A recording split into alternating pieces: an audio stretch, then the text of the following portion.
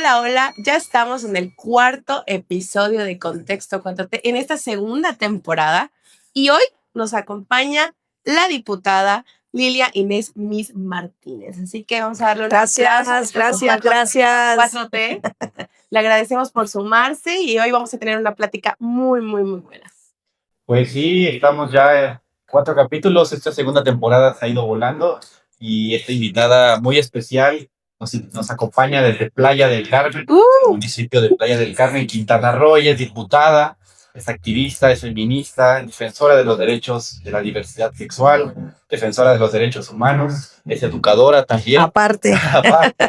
Es militante de Morena y bueno, mejor que ella se presente. Gracias. Diputada, muchas gracias por estar acá. Antes que nada, les recordamos que este capítulo va a salir este viernes en las redes de Contexto 4T Podcast en YouTube, TikTok, Facebook e Instagram, donde les pedimos nos sigan para que no se pierdan este y los demás capítulos, que ya tenemos bastantes capítulos en el canal de YouTube que pueden ver completamente gratis.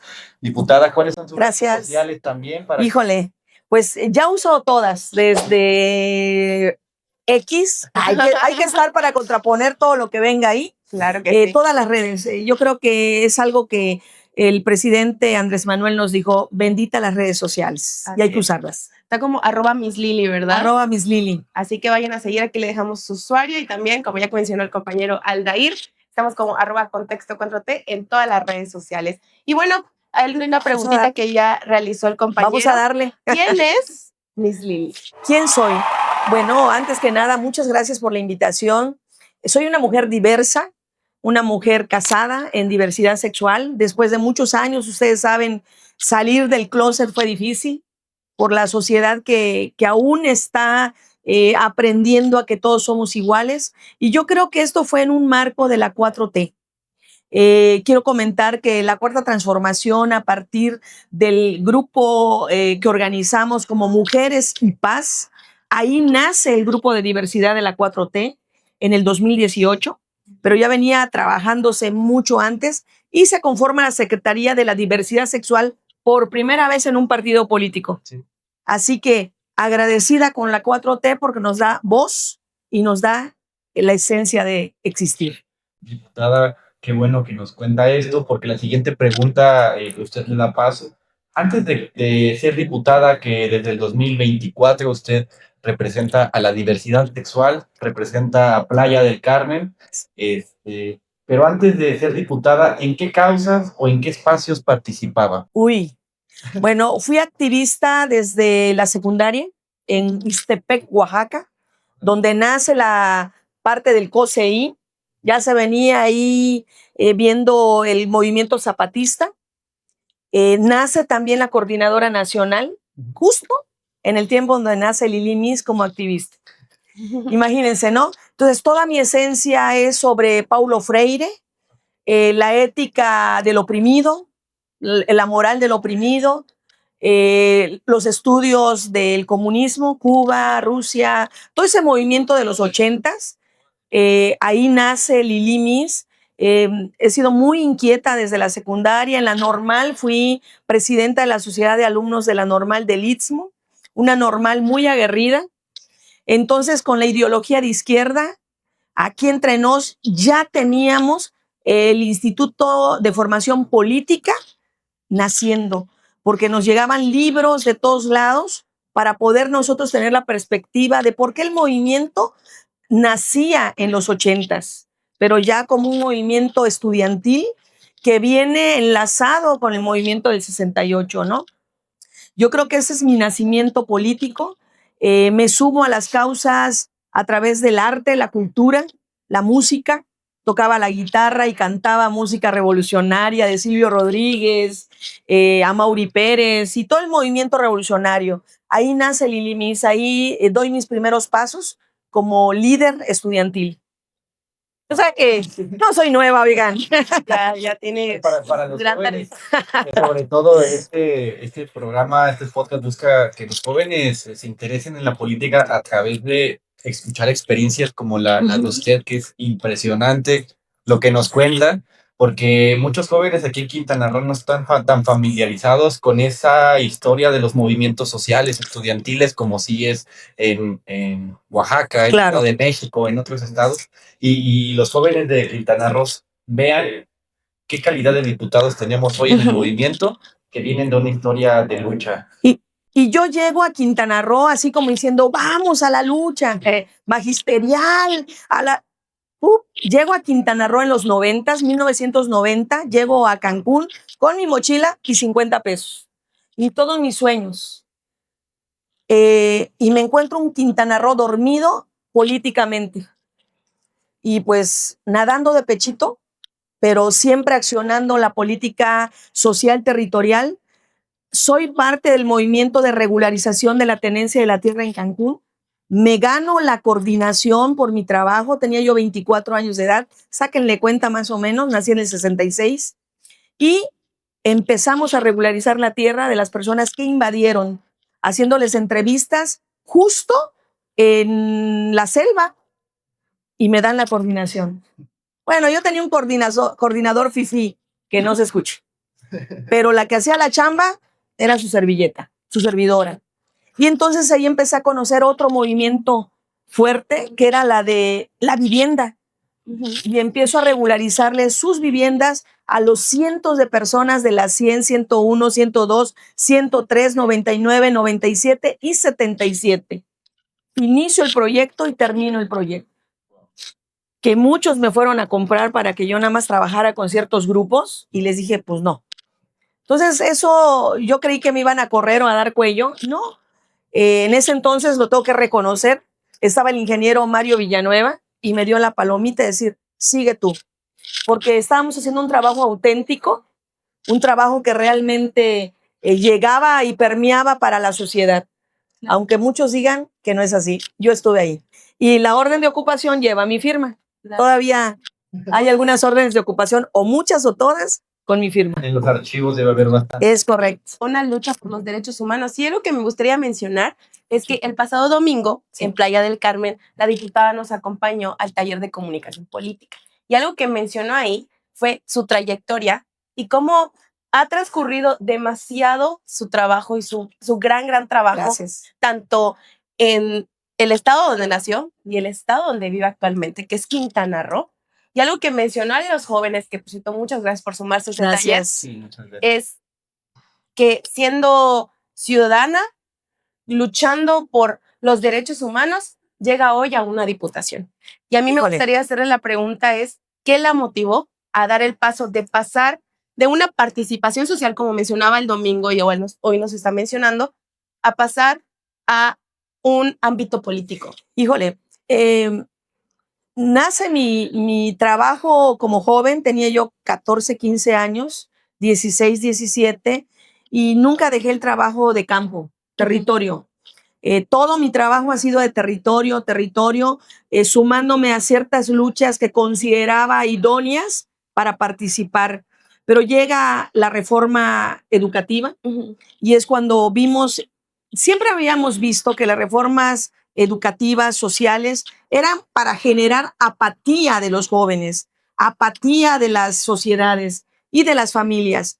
Desvincular la comunicación de las sociedades era el punto medular del neoliberalismo. Y eso nos lo vendieron en el campo educativo, laboral y social.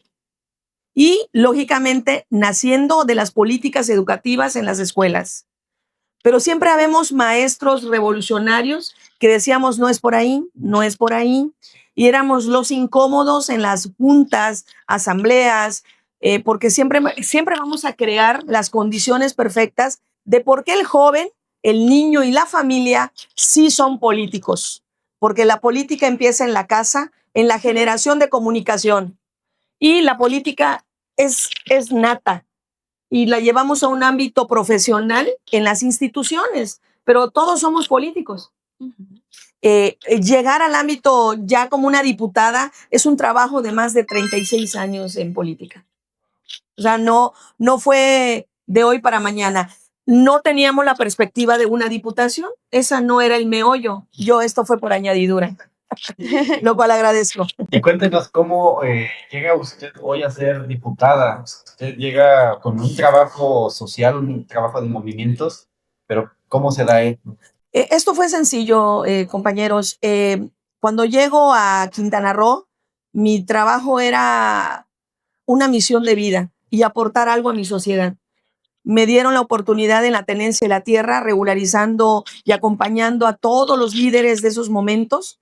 No líderes políticos, eran líderes sociales. El ama de casa, el campesino que llegaba a una oportunidad de vivir a Cancún, el pescador, el trabajador, albañil, todos. Y ahí fuimos dándole el sentido de vida para tener sus proyectos de vivienda.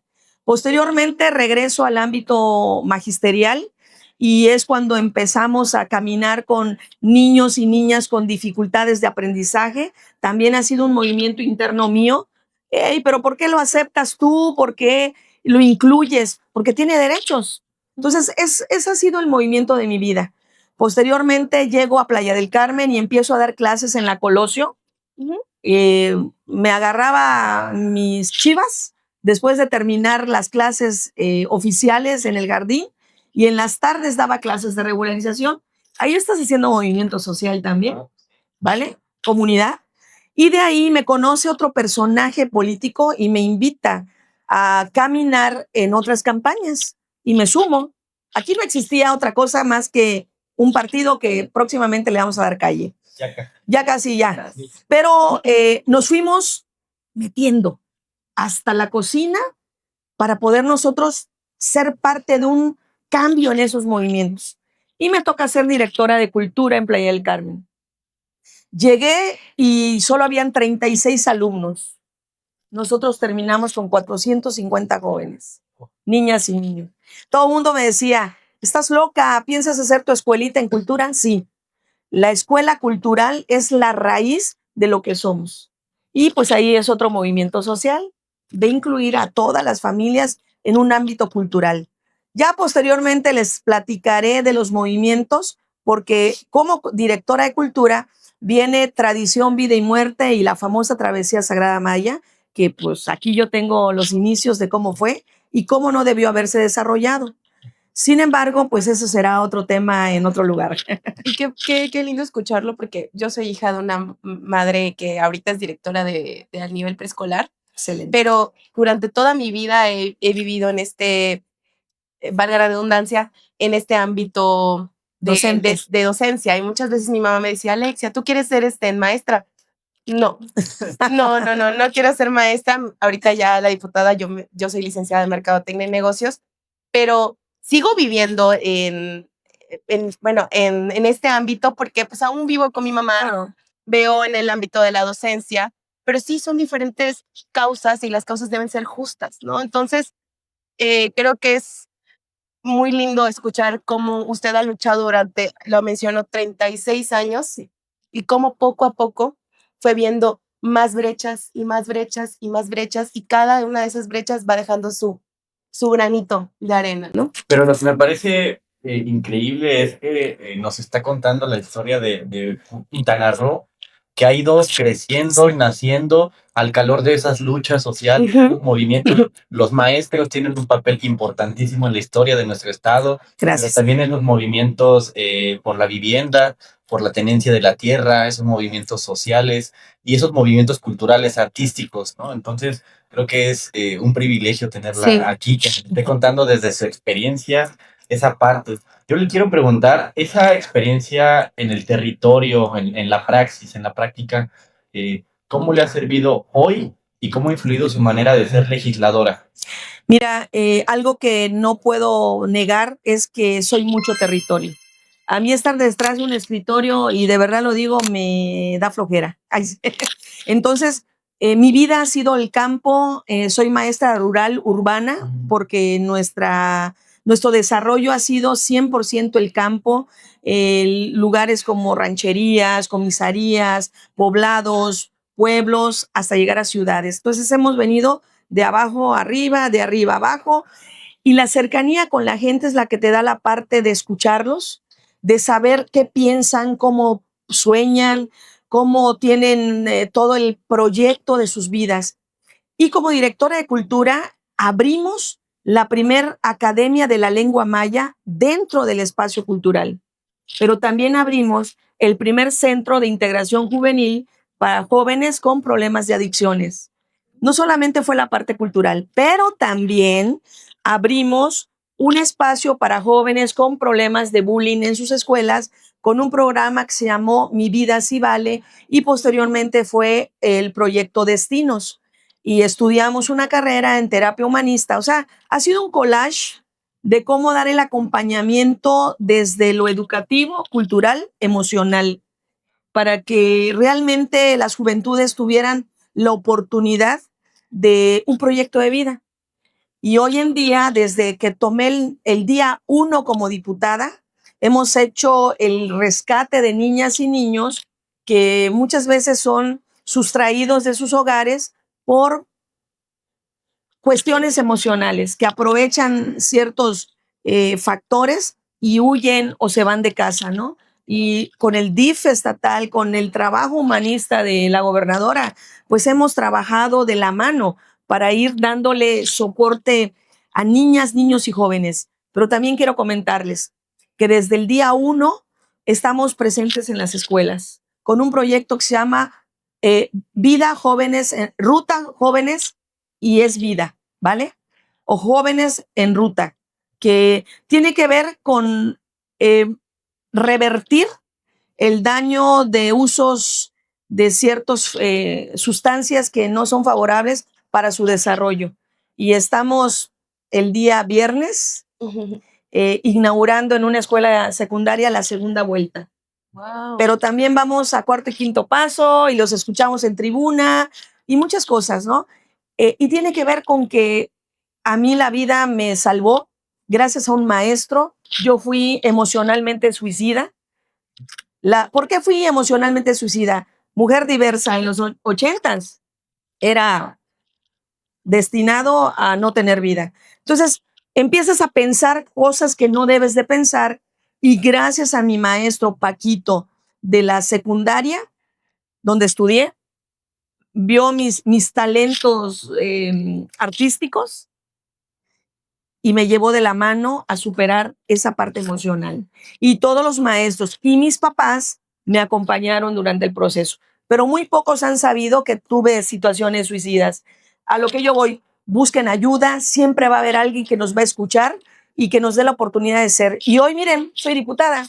Una red de apoyo, ¿no? Una red de apoyo. Y las redes de apoyo desde los 80s sí existen. Nada más hay que tocar esas puertas, ¿no? Y es importante que las jóvenes, los jóvenes, les jóvenes que nos escuchan, que nos ven desde casa, pues sepan que no están solos, que es importante buscar amigos, una red de apoyo, porque siempre va a haber gente afín a nosotros, o tal vez gente muy diferente a nosotros, pero que nos puede escuchar, ¿no? Que nos puede acompañar, que no estamos solos. Es correcto. Busquen espacios afines, deporte, cultura, la escuela, cualquier espacio donde haya más jóvenes, pues ahí van a encontrar un círculo, ¿no? Diputada, muchísimas No, al gracias. contrario, ustedes. Por tu experiencia. Tenemos otra pregunta importante porque usted hoy como diputada es presidenta de la Comisión de Derechos Humanos, ¿no? Y mucha gente a veces no sabe muy bien qué hacen los diputados. Desde la Comisión de Derechos Humanos, ¿qué es lo que ha hecho desde 2024 que es diputada?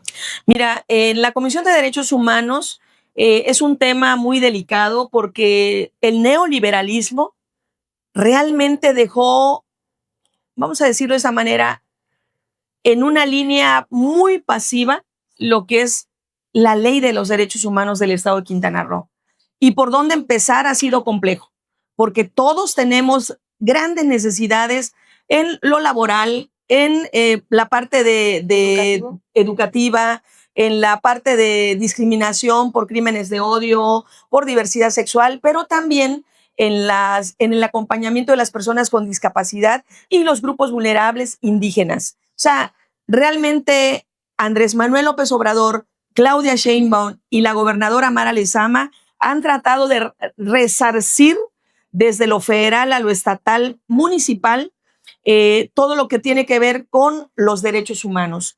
Y como legisladores a veces entramos a un abismo de ambigüedades donde tienes que ir manejando todos los conceptos legales que permeen a grupos sociales realmente enfocados en su derecho humano y no para dar marcha atrás a ciertos valores de los derechos humanos como fue en el neoliberalismo. Y hoy por hoy hemos hecho un estudio de la ley tratando de armonizarla desde lo federal hasta lo estatal para que pueda permear en lo municipal. Y esa es la ley de derechos humanos para los grupos vulnerables que hoy son un hecho federal que ya tenemos en el estado. La armonización de nuestra ley tiene que ir paso a paso. No nos va a alcanzar el tiempo porque 70 años y 21 de no moverse la ley en este estado, más que por comas y acentos, no es en este trienio. Es un trabajo que tiene que ser una consistencia de nuestro quehacer en política ejecutiva y legislativa, pero también la judicial. Entonces, de verdad, nuestro movimiento tiene que permear unos años más para poder ver el impacto en los derechos humanos. Y creo que algo que igual hay que mencionar, ¿no? Nuestro movimiento no es solo de discursos, nuestro movimiento es de trabajo, de territorio. No estamos trabajando directamente en la computadora. Lo ha mencionado la diputada Miss Lili. Ella tiene programas en las secundarias, programas en las preparatorias, que está en territorio desde hace 36 años. No es de ayer, ni de hace 2 años. Es algo que no conocíamos y por eso es importante, ¿no? Hacer estos espacios como el podcast para platicar al respecto. Y hace un mes, si no me equivoco, por primera vez en el estado de Quintana Roo, se hizo el primer parlamento para la inclusión de las personas con discapacidad en Quintana Roo. Es correcto. Y me encantaría preguntarle cómo surge esta iniciativa, cómo se llevó a cabo, los resultados, así que platíquenos. Mira, yo creo que era ya el momento de que las personas con discapacidad tomaran la tribuna. Sí. Se les negó el derecho por muchos años. Los máximos tribunales nos forzaron a que se diera este parlamento y que se incluyeran a niños, niñas, jóvenes, ancianos, todos, para que la voz permee. Sin embargo, y repito, es un pasito muy pequeño de un proyecto de vida que se requieren las personas con discapacidad. Y hablo no solamente de que los veamos en las calles, no solamente los veamos salir de casa, sino que realmente tengan un proyecto de vida. Hoy, yo quiero decir que con 36 años de experiencia laboral magisterial, en mi vida había visto una beca para las personas con discapacidad. Y eso ocurrió en el 2018. Okay, con Andrés Manuel. Con Andrés Manuel. Y muchos dicen, ay, una bequita. Sí, pero cuéntame cuándo la tuviste. Nunca. Lógicamente es un primer paso de muchos. ¿Qué sigue? La inclusión verdadera en el ámbito educativo. Sin miedo, pero con el acompañamiento de mamá, de papá, de la sociedad y de los maestros. No le dejen la carga solo al maestro. No es dejarlos y ahí te encargo. No. Pero también viene después el que cumplamos secundarias, preparatorias, universidades. Pero una vez que se titulan, ¿dónde van a trabajar? Incluirlos en el tema laboral. Y por eso digo que es un pequeño pasito este parlamento, porque se escucharon sus necesidades. Se inscribieron más de 97 personas y participaron 27. Pero ¿dónde están las iniciativas? ¿Cuántos les han dado like? ¿Cuántos han escuchado? La discapacidad a veces es por nacimiento, pero muchas veces viene por cuestiones, accidentes, cuestiones de enfermedades. O sea que nada nos limita a no llegar algún día tener una discapacidad. Así que la empatía sorora de todas y todos y todes tiene que permear con las personas con discapacidad. Y es que nuestro movimiento se basa en el humanismo, en que todos, por ser humanos, somos iguales y tenemos los mismos derechos sin importar nuestro color, nuestra orientación, nuestras preferencias o incluso nuestras condiciones efímeras, ¿no? O condiciones que ocurren, ¿no? Un accidente, pues uno a veces no puede controlar eso y las personas tienen que afrontar problemas derivados de esa condición. Hay que legislarlo, pero me parece que usted tiene mucho trabajo porque la cuarta transformación, eh, el tema de derechos humanos ha estado muy Muy presente latente. en las reformas constitucionales, la igualdad sustantiva, ¿no? Que Sí. garantiza los derechos humanos de las mujeres, derechos de igualdad. Pero también, por ejemplo, hubo esta reforma con Andrés Manuel de la reforma a los derechos de las personas indígenas.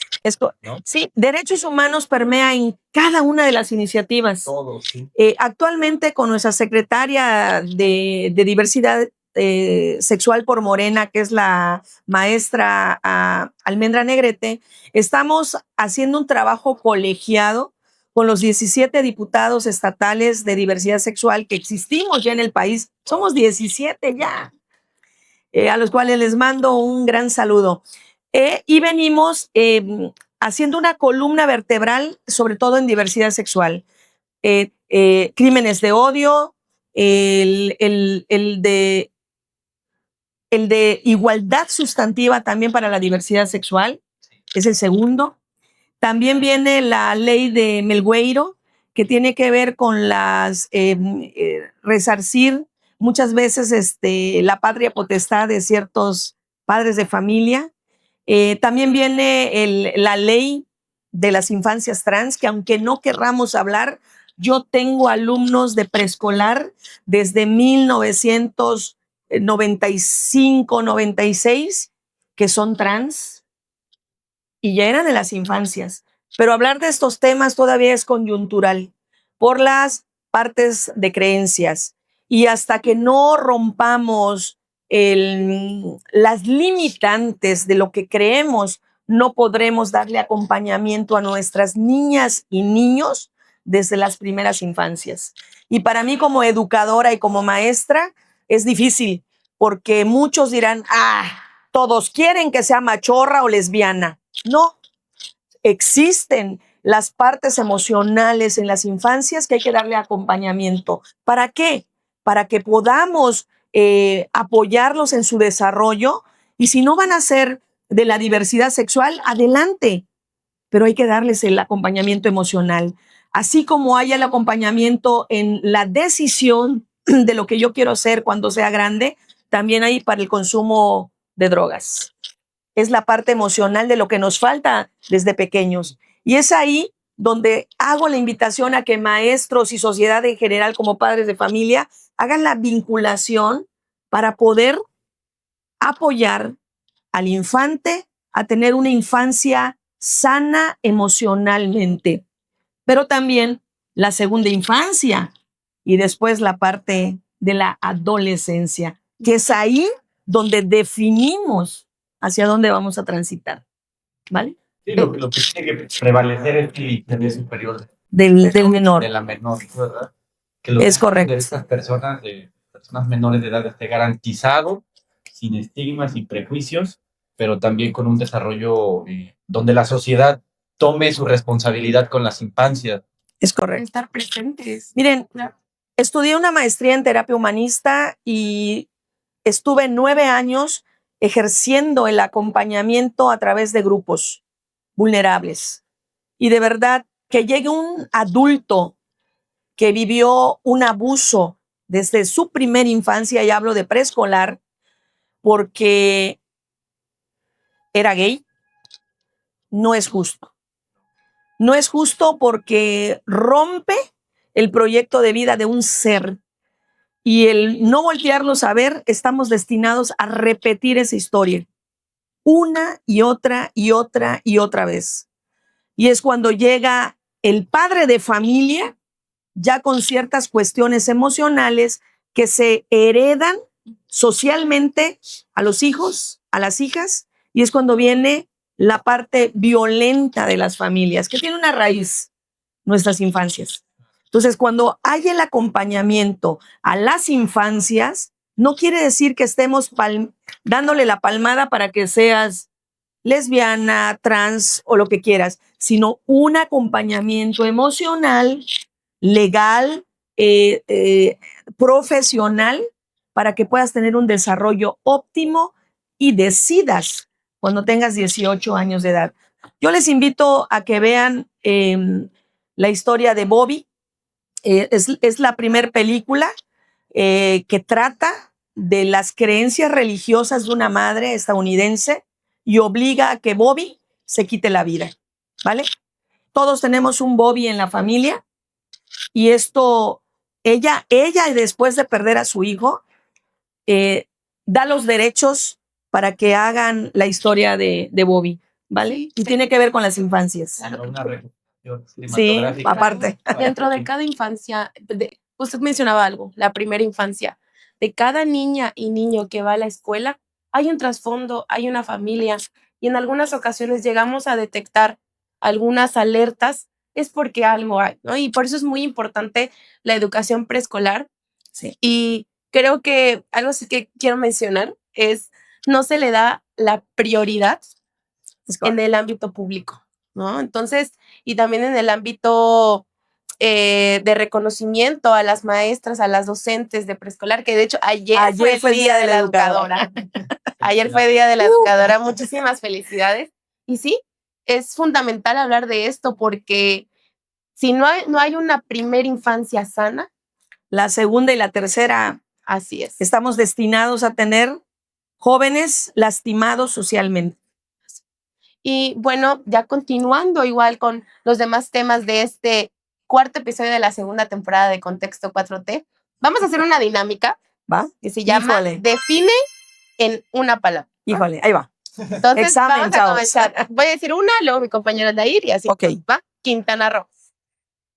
Es mi esperanza y es mi fe y me lo ha dado todo. Fueron Ok. 3 palabras. Una frase. El siguiente es Morena. Transformación de raíz. Excelente. Ahorita vamos con juventud. Divino tesoro. Y la siguiente es diversidad. Uy, lo que en la vida me ha hecho ser lo que soy. Gracias, diversidad. Y por último, su mayor motivación, diputada. Híjole, el ser humano. Wow. Cuando el loco de Andrés Manuel López Obrador, y aquí se me quiebra la voz, digo, el humanismo mexicano, Chihuahua, eso es lo que somos.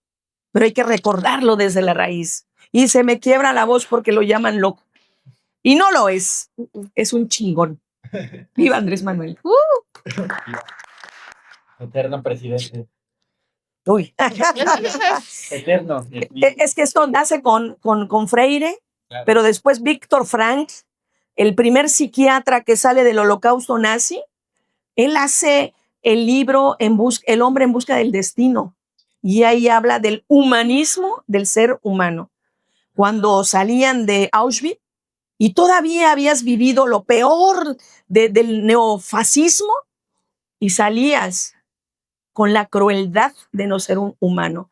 Y es cuando dice Víctor Frank, ¿dónde está su mano? ¿Dónde te encuentras? ¿Dónde le das sentido a tu vida? Quiero decirles que no lo creó Andrés Manuel. También viene de otro ser humano que yo también lo sigo mucho. Es el compañero que hace el libro La maestría del amor y el de los 4 acuerdos. No mentir, no robar y no traicionar el pueblo. Pero eso no empieza hasta que no lo trabajas en valores contigo mismo. Lean los 4 acuerdos, que es de la cultura tolteca. Así que los toltecas, mayas, zapotecas, olmecas y toda nuestra cultura hablaba del humanismo del ser con el medio ambiente, con uno, con la espiritualidad, con las deidades, con la tierra.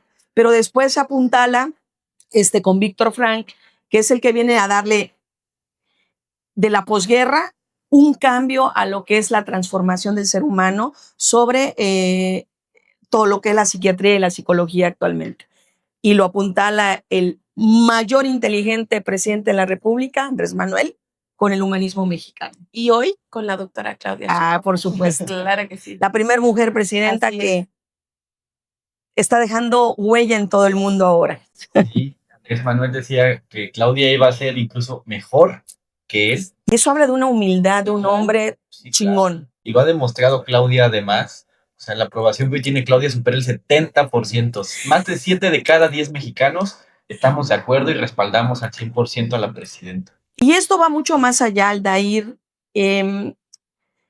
Sinoda Bolé es una psiquiatra actual y ella hablaba de los círculos de las mujeres, pero mucho más allá, los que son religiosos y religiosas, habían las carpas rojas cuando los sumos sacerdotes en los años después y antes de Cristo, también se reunían ellas porque ellas también los acompañaban para lavarles, plancharles y cocinarles, pero también habían los círculos rojos de mujeres donde se pasaban sus conocimientos en partería, en esencias aromáticas, mil cosas.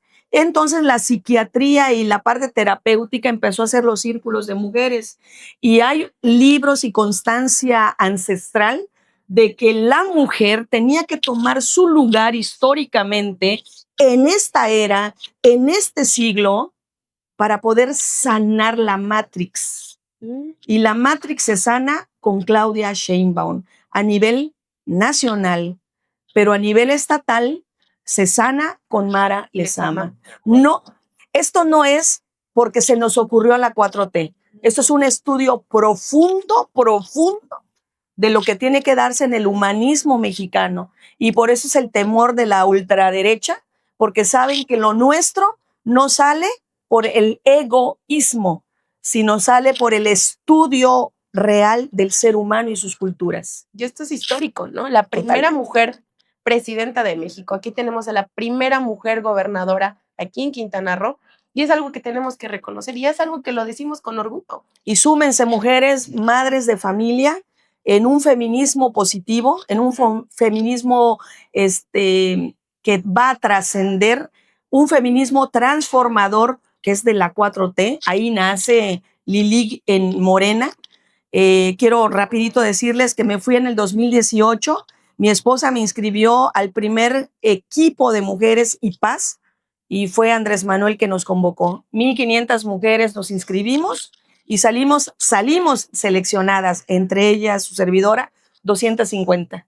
Y estuvimos una semana en los estudios profundos de lo que venía para nosotras las mujeres. Wow. Y es que no es una casualidad, justo que en este momento, como dice, la mujer toma un papel renovador de la sociedad, ¿no? Una sociedad patriarcal que estaba en decadencia, ¿no? Y lo vemos con el tema de los archivos Epstein, por ejemplo. Pero también estamos viendo un momento donde las mujeres construyen una forma distinta de gobernar, ¿no? De la mano del humanismo, claro, pero también desde lo que es el ser mujer, ¿no? Que ser mujer es una construcción, ¿no? Como se dice. Y cuando llega la mujer a la política, que ocupa el lugar que le pertenece, sin duda lo hace extraordinariamente, con una vocación de servicio, de humildad, de amor. Y la cuarta transformación necesitaba eso, ¿no? Esta parte de la cuarta transformación que llamamos el segundo piso es una profundización donde yo creo que se pone más énfasis en esta, ¿no? En esta cuestión que es importante, el amor, ¿no? Es correcto. Hablamos de las infancias, de la diversidad, de las personas con discapacidad y los vemos como personas vulnerables. Lo que hace falta es un poco de amor, ¿no? Muchísimas veces atención, procurar que esas personas tengan todo lo que necesitan para vivir una vida plena. Pues, y digna. Y digna, ¿no? Lo más importante. Sí. Pues ya no queremos concluir porque la verdad es que hablamos de muchas cosas bien interesantes. Gracias. Pero pues para ya concluir vamos a esta última sección, este último bloque que se llama ¿Qué rol? ¿Qué rol? Uy. ¿Qué rol, diputada? Pues desde Okay. su responsabilidad como legisladora, ¿cuál considera que es su rol dentro del proyecto de nación aquí en Quintana Roo? Híjole, es muy importante que nuestras juventudes se sumen. Es el famoso relevo generacional, pero es en serio, muchachos, tómenselo en serio. No ustedes, los que nos están escuchando. Participar en política es muy importante para el rol en la familia, en la comunidad, en lo laboral y en sus sueños como sociedades. Les dije que comencé a los 15 años, era joven, lógicamente, pues ya tengo 60, ¿verdad? Pero los roles juveniles en política han permeado de toda la vida. No se pierdan en las redes, en ciertos aspectos que las redes nos pueden perder, pero busquen el sentido de su vida como rol de jóvenes y ahí éntrenle, porque realmente van a construir una mejor sociedad para ustedes y para las demás generaciones. Y qué gran mensaje. Aquí ya escucharon a la diputada Miss Lili, que es una gran referente de aquí en Quintana Roo. Y es algo claro que usted menciona, somos el relevo generacional. Tenemos la convicción de que podemos seguir con este gran proyecto de nación que es la Cuarta Transformación. Le agradecemos sumamente gracias por sumarse, bueno, valga la redundancia otra vez, a este podcast de las Juventudes de Morena, Quintana Roo. Se llama Contexto 4T. Para mí fue un gusto escucharlo, la verdad aprendí muchísimo. No sabía que era docente, tuve alguna relación ahí en el ámbito familiar. Y pues sí, vamos a seguir platicando igual al respecto de estos temas si nos puede acompañar en otro capítulo. Por favor. Pero muchas gracias. Y quiero comentarles que el 4 para mí significa transformación. En los talleres de desarrollo humano siempre saludábamos con un 4. Y es el 4 de amor, de la transformación del ser humano. O sea, todo me ha llevado a esto, todo. Así que la transformación quiero decirles que viene por algo mucho más grande, mucho más divino, y no hablo de religiones, hablo de ese contacto espiritual nato del ser. Y conecten, es todo, este contexto 4T. Este 4 tiene significado. Mucho significado en toda la historia de la humanidad, espiritual, cultural. ¿No? Igual les recordamos que nos sigan en las redes sociales. Estamos como @contexto4T. Este episodio con la diputada Miss Lili va a salir este viernes a las 6 de la tarde en Facebook y en YouTube, y también síganos en Instagram y en TikTok. En TikTok. Pues nada, muchísimas gracias, diputada. A ustedes que nos siguen, síganos la próxima semana a través de YouTube en Contexto 4. Saludos.